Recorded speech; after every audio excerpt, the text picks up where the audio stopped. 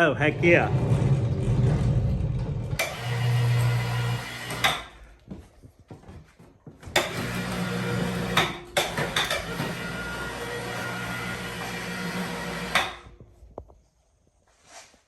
And I think the light still works. This is awesome.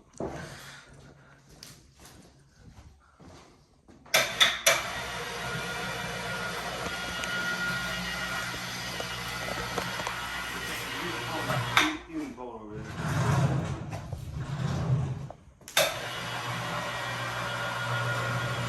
I'm just going to set it right now. Okay. It's going to swing towards you. Be careful. All right.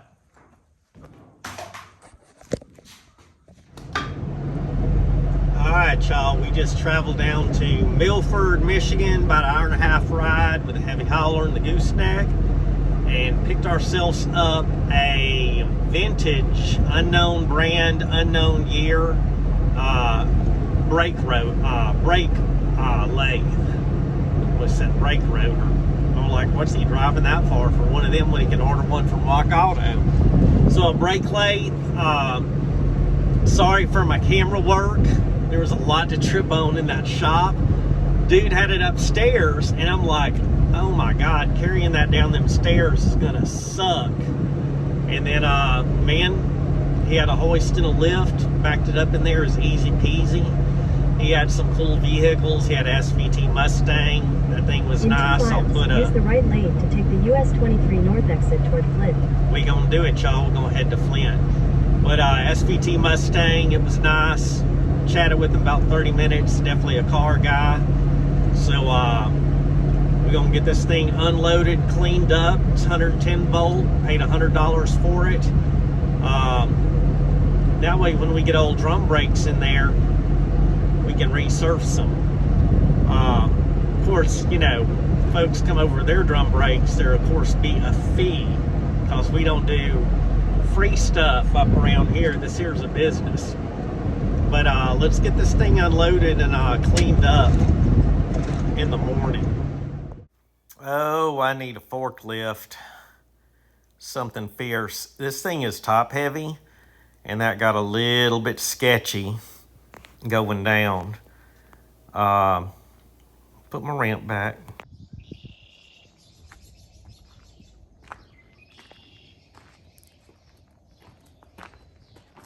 Got a little pinstriping on it. He did say the light works. I like how the electric tape is painted.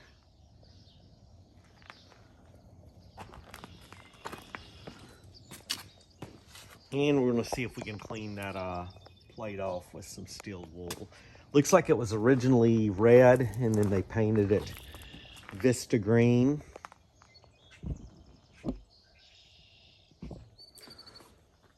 Let's see if the light does work.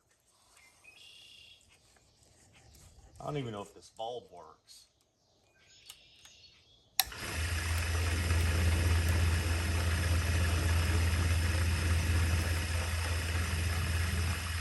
Well, that bulb could be bad. I'll have to try it in something else.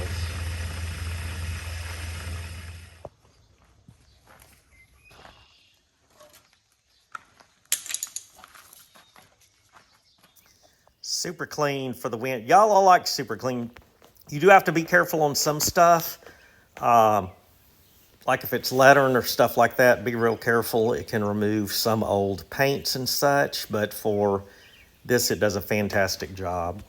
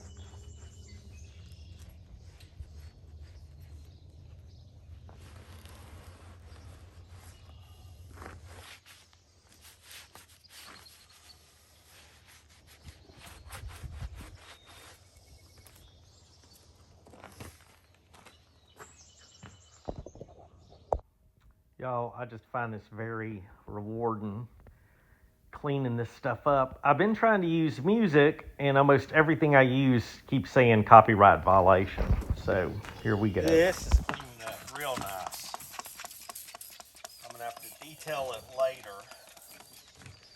really well.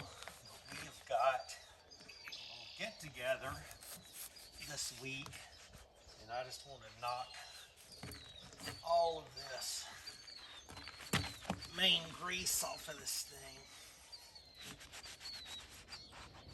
It'd have been cool to have it in the original red, but I definitely don't mind just the green.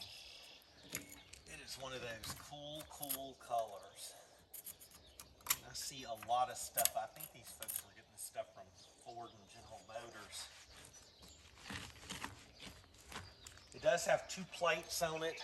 We're going to take some steel wool, see if we can clean them up without messing them up.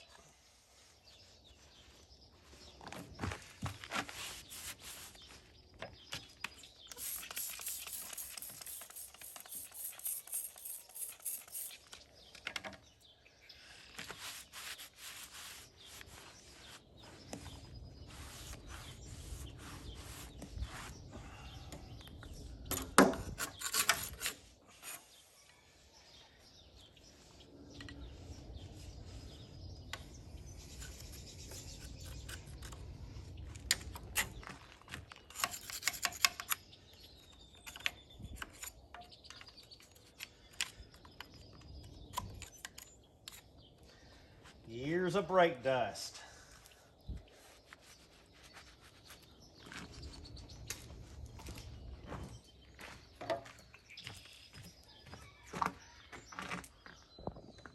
It's gonna turn out nice. All right, y'all, let's see what we can do.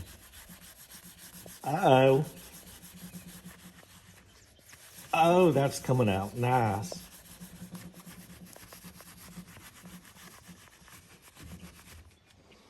Oh, yeah. All right, let me use a little finesse to put this camera down. Oh, y'all, I'm beyond stoked. Look at that right there. That's the world's finest brake drum reconditioner. And we also cleaned out the tag on the motor.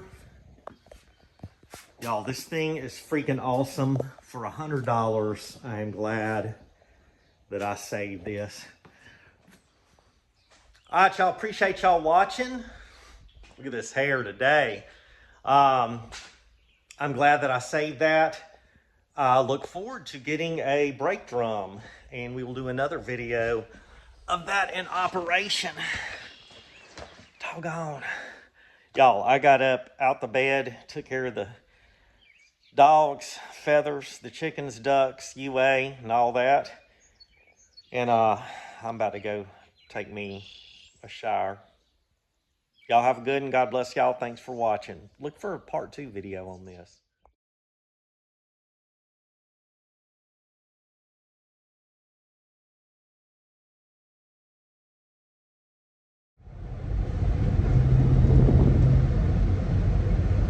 I'm going to tell y'all right now, there are parts of Michigan that are absolutely gorgeous, y'all.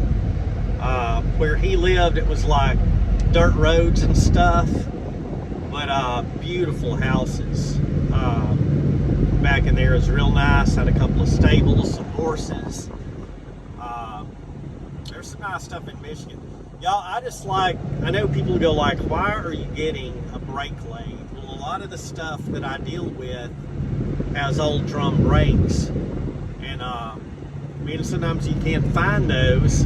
Go into a daggum junkyard, you get one, it's messed up, and there's hardly anyone that can turn them anymore. Man, I just like old machinery. It's cool. So this has a blade that rotates 3 ways. The other 2 don't look like they're used. He said he used it a couple of times. He bought it from a gas station, and he paid $100 for it. And showed me a couple of pictures of him using it, but I didn't get pictures of that. But man, I just love saving these old machines. They look cool in the shop, And man, I'd rather see them go to me than, you know, a junk pile or scrapped or stuff like that. I've made some scrap runs, and man, it's made me sad seeing some old regular lathes and drills and some stuff that they just don't make anymore. And it's like that Rockwell drill press that I picked up. Man, that thing is cast steel. It is heavy. It is just, man, the shape of it, how it's made. I'll put a picture of it in here. But man, that thing is not, and the new stuff is like plastic and a bunch of dadgum Chinese-made steel. Half of it's made in, you know, overseas. Hardly anything's made in the U.S. And I have a little soft spot for that Rockwell stuff because that's what my daddy used. But I just like saving this stuff. And I encourage you, instead of going to, you know, Home Depot or whatever, or Lowe's, and buying one of them cheap plastic Ryobis or even the cheap Craftsman ones now, is, man, get on Marketplace and find you a good old vintage made in the USA equipment and use that stuff. I just like how it looks. I like the cabinetry, the toolboxes, the tools. It's just much better quality. I do got it, like my hammer wrenches. I got a crescent wrench that's a newer one, picked up at a garage sale or something with some other stuff. And man, that thing is so sloppy loose. And as you're using it, it comes undone. And those old ones I got, I mean, you could just, you know, fine tune them, tighten them down on the nut, and they are there. They don't come in loose. It's just the tolerances are better. So, yeah, when you can, save some of these old tools, y'all. That's what I'm talking about.